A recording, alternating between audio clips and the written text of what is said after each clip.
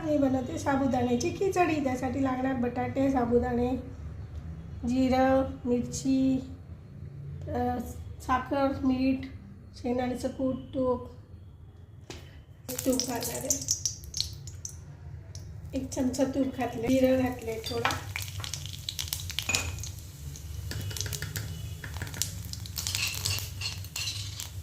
मिरची आणि जिऱ्याचा ठेचा घातला, मिरची आणि जिरं बारीक करून घातले, थोडी मिरची असते घातली, बटाटे घातले, परतणार आहे,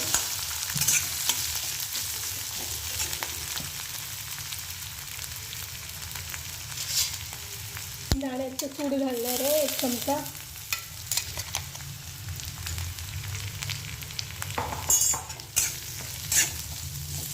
परतून घेणार आहे,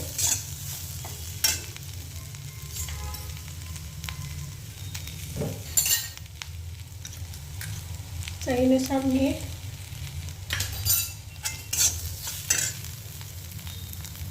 थोडी कोथिंबीर,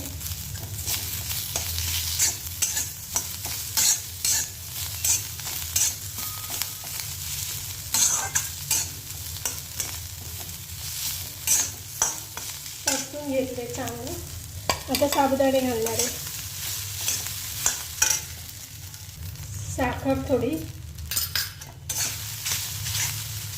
आणि आता परतून घेणार आहे आणि झाकून ठेवणार आहे 5 मिनिटं।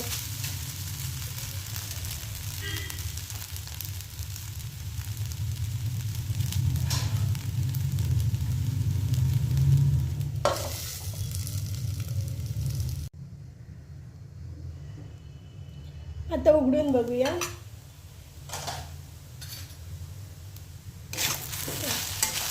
बघा, मस्त झाली खिचडी, खूप छान झाली, एकदम सुकी सुकी झाली आहे खिचडी, खूप